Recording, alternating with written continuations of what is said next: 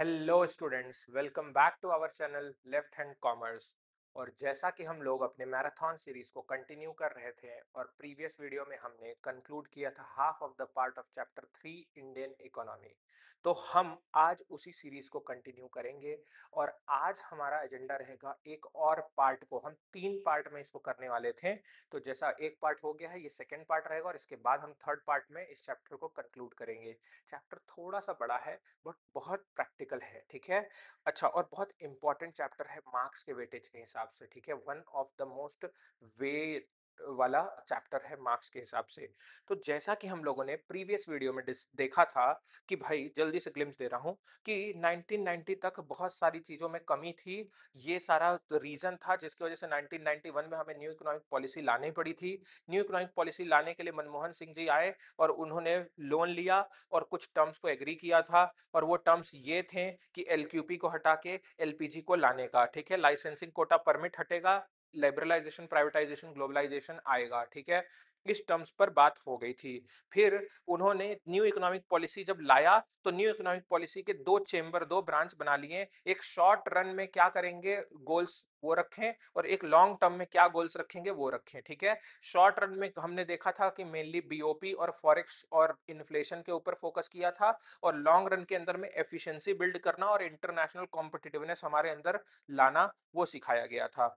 अब आज हमारा टॉपिक जैसा हमने डिसाइड किया था, हम देखेंगे कि भाई लिबरलाइजेशन जो उन्होंने लाया उसके अंदर में क्या क्या रिफॉर्म्स, क्या क्या चेंजेस लाए थे, ठीक है। रिफॉर्म्स बोले तो क्या क्या मेजर चेंजेस लाए थे, ठीक है। क्या क्या मेजर चेंजेस उन्होंने इंट्रोड्यूस किया था किसके अंदर में, अलग अलग सेक्टर्स में। लिबरलाइजेशन, लिबरल करने का मतलब फ्रीडम देना, तो अलग अलग सेक्टर में क्या फ्रीडम हुआ, ठीक है। सबसे पहला इंडस्ट्री को फ्री करने के लिए या प्रमोट करने के लिए उन्होंने क्या किया, कई सारे इंडस्ट्री पे पहले लाइसेंस लाइसेंस देख लो इधर पे, कई सारे इंडस्ट्री पे लाइसेंस लाइसेंस ठोका जाता था। उन्होंने लाइसेंस को उड़ा दिया, बोला कि भैया हर चीज में लाइसेंस लाइसेंस मत चिल्लाओ, ठीक है। लाइसेंस की हर चीज में जरूरत नहीं है, कुछ चीजों में लाइसेंस चाहिए होगा जिसमें थोड़ा डैमेज होने का खतरा होता है, रिस्की है, बाकी में नहीं। दूसरी चीज, उन्होंने role of public sector, public sector को इंडस्ट्री से थोड़ा कम कर दिया, मतलब आउट कर दिया, रिड्यूस कर दिया, ठीक है, रिड्यूस कर दिया, डिक्रीज कर दिया और प्राइवेट को बढ़ाया, ठीक है।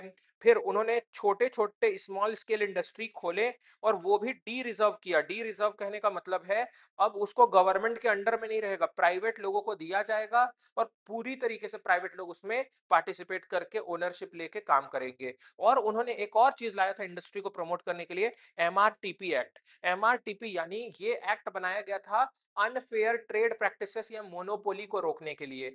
कई जगहों पर देखा जा रहा था कि कुछ जो वो पैसे वाले लोग हैं वो लोग दबंग जैसा काम करते थे कि जो वो बिजनेस चालू कर देते थे उसमें किसी को घुसने नहीं देते थे। वो मोनोपोली नहीं रहेगी, उसको रोकने के लिए। कोई किसी और के बिजनेस में टांग अड़ाने का उल्टा सीधा काम कर रहे हैं, उसको रोकने के लिए अनफेयर ट्रेड प्रैक्टिसेस को एमआरटीपी एक्ट इंट्रोड्यूस किया। तो इंडस्ट्री को सही करने के लिए उन्होंने क्या किया, लाइसेंसिंग कम किया, पब्लिक का रोल मतलब गवर्नमेंट का रोल कम किया, स्मॉल स्केल इंडस्ट्री को डी रिजर्व कर दिया और एमआरटीपी एक्ट लाया। फिर हमारे बैंकिंग या फाइनेंशियल सेक्टर को इंप्रूव करने के लिए उन्होंने क्या किया, उन्होंने आरबीआई का रोल, पहले बस नोट छापना था, लेकिन उन्होंने बोला अब नोट छापने से काम नहीं होगा, अब तुमको और भी काम देखने होंगे। जैसे कि आज हम लोग मैक्रो इकोनॉमिक्स का जब चैप्टर बैंकिंग पढ़ाता हूं मैं, तो फंक्शंस ऑफ आरबीआई जो हम पढ़ाते हैं ना, उसके जो other than issue of currency जो है रोल और गवर्नमेंट बैंकर, वो सारे जो रोल है ना वो इसकी देन है, ठीक है। हम लोगों ने लिबरलाइज किया तो हमारा धीरे धीरे फिर क्या हुआ, आरबीआई का रोल और एक्सपैंड हुआ, बस नोट छापने से हटकर, ठीक है। तो उसके लिए आप वो चैप्टर देख लेना, वीडियो में है, वहां देखना। अच्छा, फिर है उन्होंने प्राइवेट बैंक खोलने का ओरिजिन किया, मतलब इससे पहले एचडीएफसी नहीं होता था, सीधा सीधा बात क्लियर है कि उस वक्त सरकारी बैंक हुआ करते थे, ठीक है। नेक्स्ट है, उसके बाद उन्होंने क्या किया, फॉरेन इन्वेस्टमेंट को बढ़ाया, एफडीआई को बढ़ाया। उन्होंने 51% के अप्रॉक्स, मतलब मोर देन 50% का एफडीआई हमारे यहाँ आने दिया बैंकिंग सेक्टर में, ठीक है। तो बैंक्स को बढ़ाने के लिए उन्होंने प्राइवेटाइज भी बैंक लाने, प्राइवेट बैंक खोलने दिया, फॉरेन के लोगों को इन्वेस्ट करने दिया बैंकिंग सेक्टर में, ठीक है।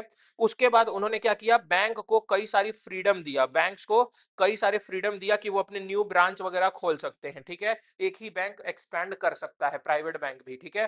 तो फाइनेंशियल सेक्टर को इंप्रूव करने के लिए उन्होंने क्या किया, आरबीआई का रोल बढ़ाया, प्राइवेट बैंकिंग अलाउ कर दिया, फॉरेन को इन्वेस्टमेंट को अलाउ कर दिया बैंकिंग सेक्टर में, और बैंक को ब्रांच वगैरह खोलने में फ्रीडम दे दी, ठीक है, एक्सपैंड करने के लिए। तो इस तरीके से उन्होंने फाइनेंशियल सेक्टर को इंप्रूव किया।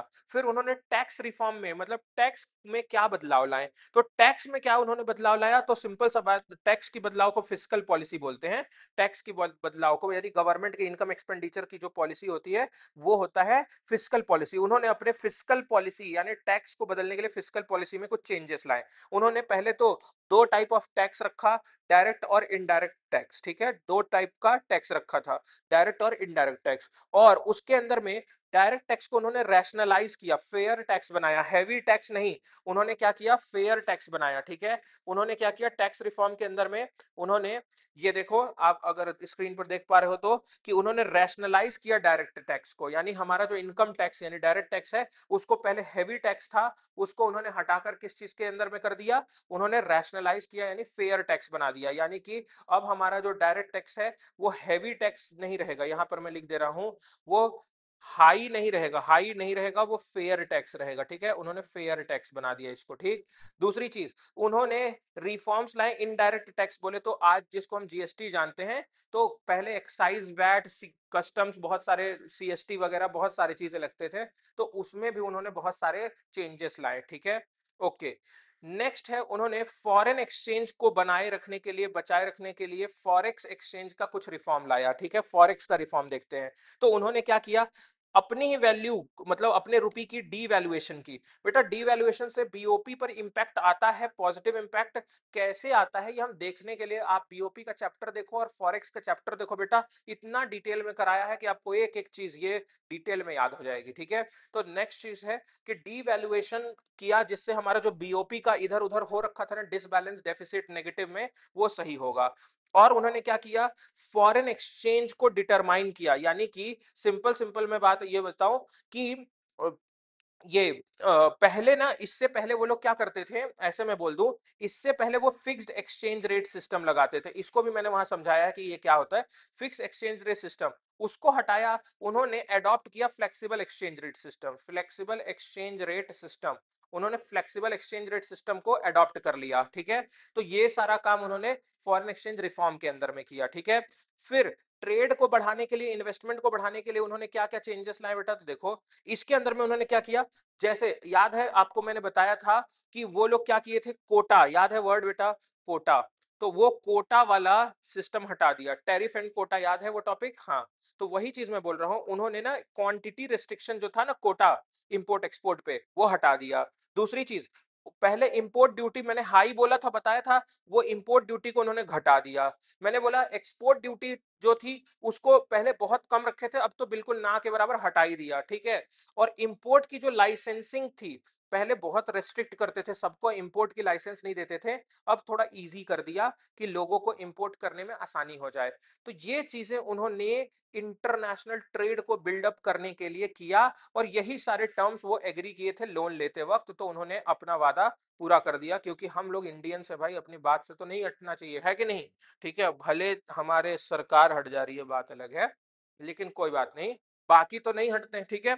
तो ये सारी चीज, ये सारे रिफॉर्म्स हमने लाए, क्लियर बात है, ताकि हम लिबरलाइज हो सके, लिबरल मतलब फ्रीडम देना। तो आप देखें ना अलग अलग सेक्टर को क्या क्या फ्रीडम और कैसे कैसे दी गई, ठीक है, ये था लिबरलाइजेशन के अंदर दिया हुआ फ्रीडम या मेजर चेंजेस अलग अलग सेक्टर को लेकर, ठीक है।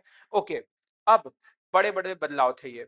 नेक्स्ट है, अब प्राइवेटाइजेशन के अंदर में उन्होंने क्या किया, ध्यान से सुनना, प्राइवेटाइजेशन में सबसे मेन चीज, एक तो उन्होंने ओनरशिप और मैनेजमेंट ट्रांसफर कर दी, कहां से, गवर्नमेंट से हटा दिया और प्राइवेट को दे दिया।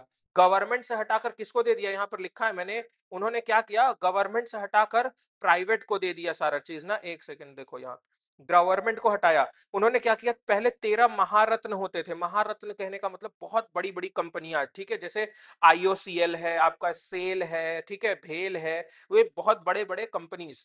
ऐसे ही 14 नवरत्न होते थे, जैसे महारत्न है तो उससे थोड़ा छोटा, ठीक है, महारत्न एकदम लार्जेस्ट वाला।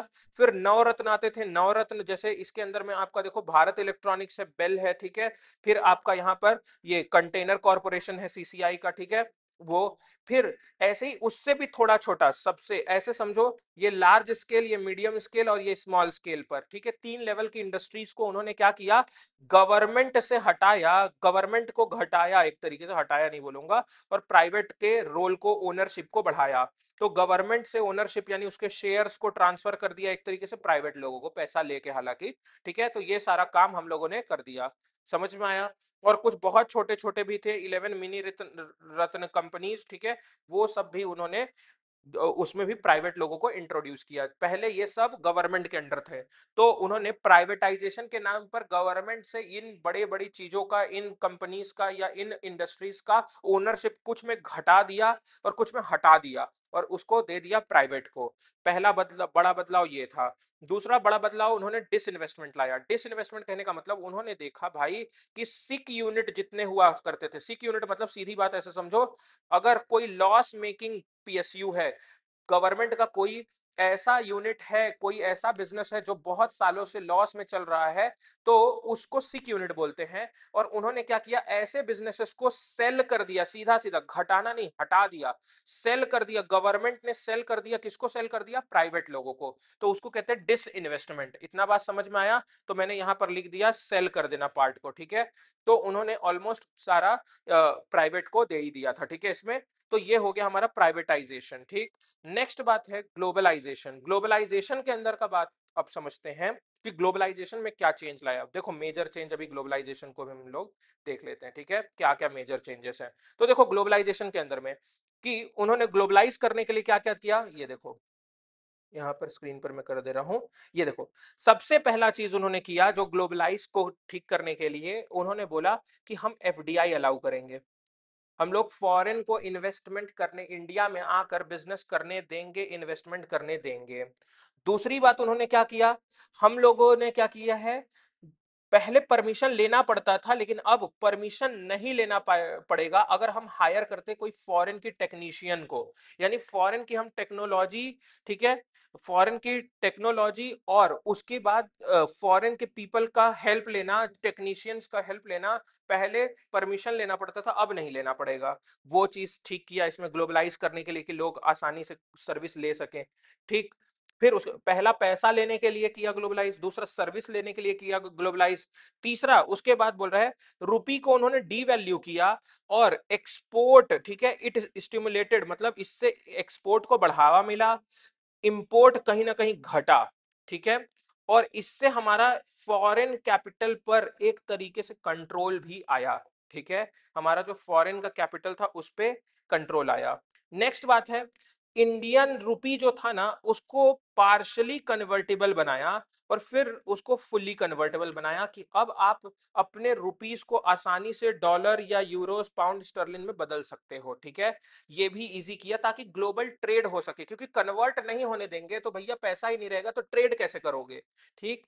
फिर न्यू 5 ईयर प्लान उन्होंने जो लाया 1992 से 1997, मतलब जो ये न्यू इकोनॉमिक पॉलिसी के बाद वाले साल से 5 साल तक का जो प्लान बनाया ना, उन्होंने बोला कि अगले 5 साल तक हम सारे तरीके के रेस्ट्रिक्शन जो है ना, जो कंट्रोल है किसके ऊपर, एक्सटर्नल ट्रेड पीक रेट, ठीक है, मतलब कस्टम ड्यूटी के थ्रू जो हम लोगों ने लगाया उसको हम हटा देंगे या बहुत हद तक घटा देंगे। जिसका एक बेस्ट एग्जांपल मैं बोल रहा हूं, देखो इसका कितना सब्सटेंशियल हटाया था।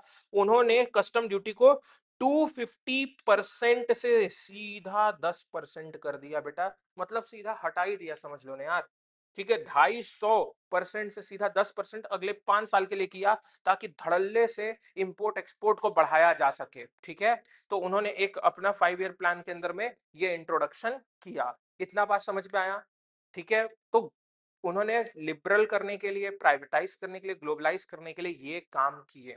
इतना बात समझ में आया?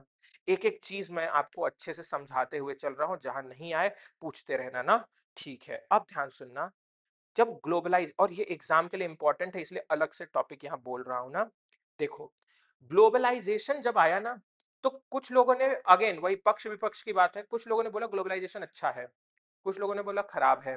तो कुछ लोग फेवर और अगेंस्ट में अपनी अपनी तर्क रखे, अपनी अपनी बातें रखें। कुछ लोग जो बोल रहे थे कि ग्लोबलाइजेशन अच्छा है, तो क्यों अच्छा है, तो सबसे पहला बोला कि हमें ग्लोबल मार्केट में जाने का एक्सेस मिल गया। मतलब पहले मुझे वही सामान खरीदना पड़ता था जो इंडिया वाले बनाए, लेकिन अब कस्टमर को ग्लोबल मार्केट में एक्सेस मिल गया, और सप्लायर को भी पहले वो बस इंडिया में बेच सकते थे, अब ग्लोबल मार्केट में बेचने का भी मौका मिल गया। तो ग्लोबल मार्केट में एक्सेस यानी खरीदने बेचने का मौका मिला। हम ग्लोबली हुए जब खुला, तो हम एडवांस टेक्नोलॉजी को इंपोर्ट कर पाए, तो हमारी टेक्नोलॉजी एक तरीके से बढ़ी। फिर उसके बाद हमारा जो फ्यूचर प्रोस्पेक्ट था, मतलब जो हमारे डेवलपिंग कंट्री के लिए जरूरी था, नया नया एडवांसमेंट या इंडस्ट्रीज को सेटअप करना, इंडस्ट्री के अंदर में नए नए बदलाव लाना, वो फ्यूचर प्रोस्पेक्ट्स हमारे खुल गए, बेटर हो गए। यानी अब हम लोग बाहर से जाके सीख के समझ के यहाँ पर ले आ सकते थे, डेवलप कर सकते थे खुद को, ठीक है।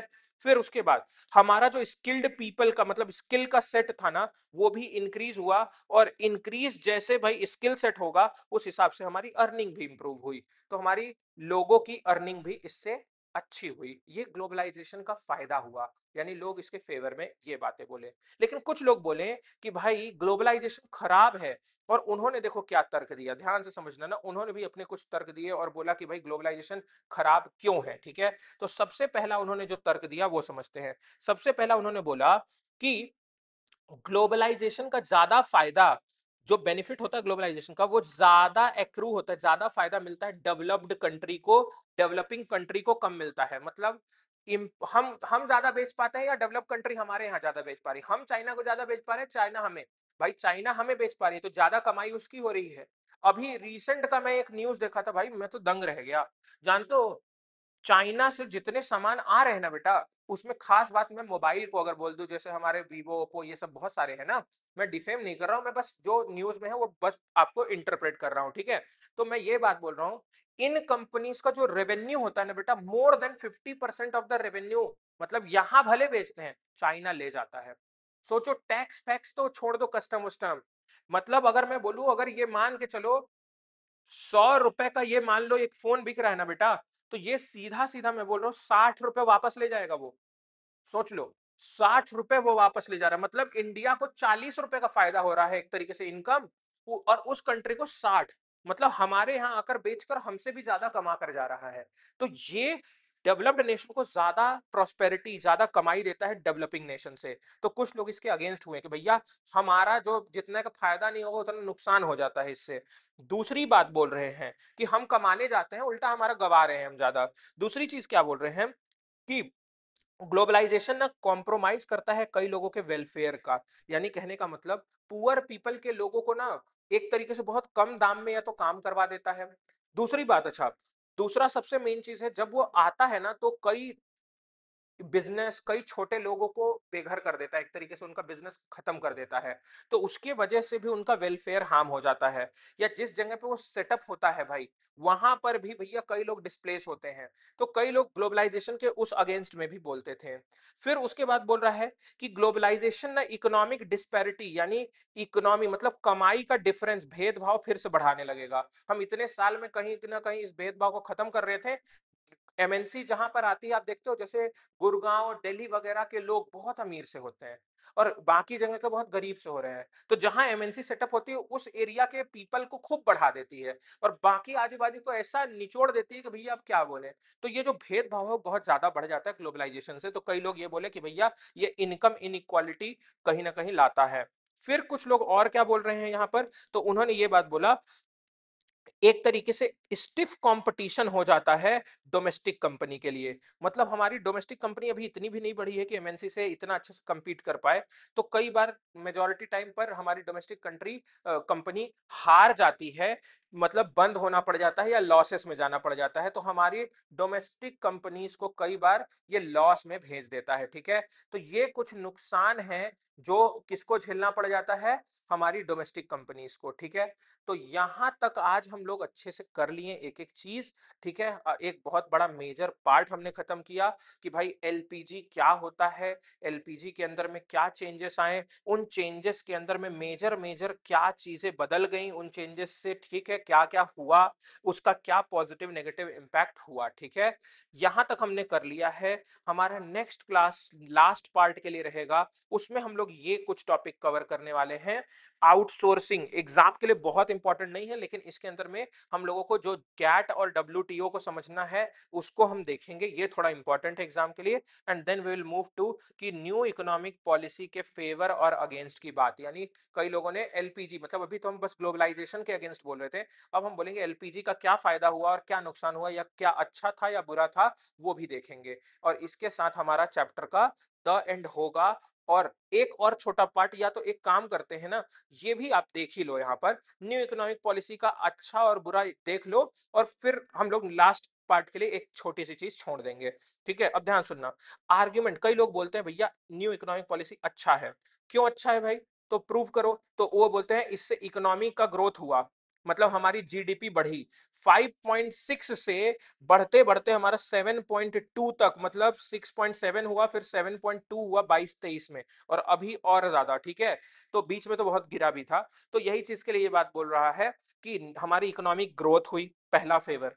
दूसरा बात, फॉरेन का इन्वेस्टमेंट हमें मिला, मतलब बाहर से हमारे को पैसे एफडीआई वगैरह मिला। ठीक है, तीसरी बात, हमें फॉरेक्स कमाने का, डॉलर वगैरह दूसरे करेंसी कमाने का मौका मिला। फिर हमारे एक्सपोर्ट्स बढ़े। ठीक है, इन्फ्लेशन पे कंट्रोल आया, इसलिए अच्छा है। हमारे प्राइवेट सेक्टर को बढ़ने का मौका मिला, या प्राइवेट सेक्टर का रोल इंप्रूव हुआ। तो कई लोगों ने बोला कि भाई हमारा एलपीजी जब आया तो इकोनॉमी को फायदा हुआ, कैसे, उसकी ग्रोथ बढ़ी, उसमें इन्वेस्टमेंट बढ़ा, हमारे कंट्री के पास फॉरेन की करेंसी मेंटेन करने का ज्यादा मौका मिला, हमें कमाने के लिए एक्सपोर्ट बढ़ा तो कमाने का मौका मिला, हमारी महंगाई पे एक तरीके से कंट्रोल आया, और प्राइवेट सेक्टर को बढ़ने का मौका मिला। ये तो कुछ लोग एलपीजी को अच्छा बोले इसलिए बोले थे। लेकिन कुछ लोग बोलते हैं एलपीजी खराब था। बोले क्यों? कि भाई जब वो आता है तो कई लोगों के बिजनेस को खराब कर देता है, तो वो लोग अनएम्प्लॉयड हो जाते हैं, तो अनएम्प्लॉयमेंट भी बढ़ाता है। फिर कहीं भी ग्लोबलाइजेशन में एग्रीकल्चर पर ध्यान नहीं दिया गया, तो ये बोलता है कि ये एग्रीकल्चर को नेग्लेक्ट करता है। तो एग्रीकल्चर जबकि एक बहुत बड़ा या सबसे प्राइमरी मेन चीज है, ठीक है, उसके बिना आगे कुछ नहीं हो सकता। तो यही बोल रहा है कि जो सबसे इंपॉर्टेंट एरिया है उसको हमारा ग्लोबलाइजेशन कवर नहीं करता है, उस पर फोकस नहीं करता। दूसरा चीज ये हुआ। तीसरा चीज ये बोल रहा है इंडस्ट्री की ग्रोथ पर ये ध्यान नहीं देता है। ज्यादातर जो ग्लोबलाइजेशन में होता है ना, वो बनी बनाई कंपनीज अपने प्रोडक्ट को बेचने पर कोशिश करती हैं, रेदर देन हमारे यहाँ आकर प्रोडक्शन करने। ठीक है, तो इस वजह से इंडस्ट्री की ग्रोथ बहुत कम रहती है, इंडस्ट्रीज पे वो ज्यादा इन्वेस्ट नहीं करते हैं, सामान बेचने पे करते हैं। नेक्स्ट बात है, हमारा ये भी बात बोला कि भाई एलपीजी के अंदर में डिसइन्वेस्टमेंट की जो पॉलिसी थी ना, वो इनइफेक्टिव हो गई। हमें लगा कि भैया गवर्नमेंट से हम प्राइवेटाइज को दे देंगे तो सब चीज अच्छा हो जाएगा, लेकिन प्राइवेट लोग ना अब इधर से तो हट गए, मतलब उन्होंने बिजनेस तो अच्छा किया, लेकिन अब लूट मचाने लग गए ना भाई। गवर्नमेंट के वहां से कंट्रोल से चीजें हटी, प्राइवेट लोग अब लूट मचा रहे हैं पब्लिक के ऊपर। ठीक, तो वो भी एक तरीके से थोड़ा नुकसानदायक काम हो गया। इवन जो गवर्नमेंट का जो खर्चा हुआ था डिसइन्वेस्टमेंट करने में, जितने लॉस में बेची थी, वो रिकवर भी नहीं हो पाया। नेक्स्ट बात है, जो टैक्स में बदलाव लाए थे ना बेटा, वो कुछ खास बदलाव नहीं था, इसीलिए तो फिर से बदलाव लाना पड़ा। जीएसटी वगैरह लाया, अभी कुछ दिन में सुनने में आ रहा है डायरेक्ट टैक्स को डीटीसी भी आ जाएगा। अगर अच्छा होता हमारा जो टैक्स उस वक्त हमने बदला था, तो हमें बदलने की जरूरत नहीं थी। तो यही बोला, जो हमने टैक्स की पॉलिसी में चेंजेस लाए थे ना, वो कुछ खास फायदा नहीं कर पाए इकोनॉमी को, तो वो भी एक ड्रॉबैक रहा हमारे एनईपी का। फिर उसके बाद कंज्यूमर मार्केट बहुत बढ़ गया, मतलब कंज्यूमर किंग बनने लग गया। मतलब कंज्यूमर अब ना, हम जो इंडिया में प्रोड्यूस भी कर रहे हैं, लेकिन लग्जरी कंफर्ट या शो ऑफ के चक्कर में वो फॉरेन की ही चीज ज्यादा खरीद रहा है। तो ज्यादा कंज्यूमरिज्म बढ़ गया, मतलब कंज्यूमर को ज्यादा कंट्रोल पावर मिल गया, और अनबैलेंस्ड ग्रोथ हुआ। मैंने वही बोला, एमएनसी या प्राइवेट अपने ग्रोथ को देखता है, अपने कुछ लोगों की ग्रोथ को देखता है, पूरी इकोनॉमी को नहीं। तो इस वजह से जिन जो उधर पे उसके लोग नहीं है या उस सेक्टर को बिलोंग नहीं कर रहे, उनकी ग्रोथ बहुत पीछे रह जाती है, और बाकी जो उनके साथ जुड़े हैं बहुत ज्यादा। जैसे इसका बेस्ट एग्जांपल मैं अनबैलेंस्ड ग्रोथ का बोलूं, देखो इसको बुरा मानो या नहीं मानो भैया, फैक्ट यही है। अगर मैं बात बोलूं सीधी बात, आज अंबानी एंड अडानी, आप सोच कर देख लो, दोनों में से कोई एक इंसान बोले कि मैं भारत छोड़ रहा हूं, ढह जाएगी हमारी इकोनॉमी बेटा। ये दोनों एक तरीके से समझ लो कि दो पिलर हैं बेटा, दो पैर हैं, एक भी पैर टूटा ना बेटा, लंगड़ा कर चलेगी पूरी इकोनॉमी। आज इनके पास इतना बड़ा इकोनॉमिक वेल्थ कंसंट्रेशन हो चुका है, तो अनबैलेंस्ड ग्रोथ हो गया है एक तरीके से। बहुत ज्यादा ग्रोथ एक साइड को हो गया, दूसरे साइड को एकदम ग्रोथ ही नहीं हुआ। ठीक है, तो ये कुछ नुकसान थे हमारे न्यू इकोनॉमिक पॉलिसी के। तो एक एक चीज को मैंने आपको लॉजिकली, प्रैक्टिकली अच्छे से समझाया है। जो अभी रिसेंट में चेंजेस होते हैं ना बेटा, वो भी मैं आपको बताते रहता हूँ बीच बीच में। ये अंबानी अडानी ये सब रिसेंट के आपको दिखते हैं, न्यूज में दिख रहे हैं। तो ये ही सारी चीजें तो इकोनॉमी हमारे सिखा रही है। तो एक एक चीज हमने आपको प्रैक्टिकली कनेक्ट कर दिया है। होप सो हर एक चीज आपको समझ में आई। कोई भी डाउट रहे, कुछ भी रहे, आप प्लीज कमेंट सेक्शन में एक्टिवली पार्टिसिपेट करके हमसे पूछ लेना, ठीक है? तो चलो आज के लिए इतना ही, मिलते हैं नेक्स्ट वीडियो में। Till then take care, bye bye.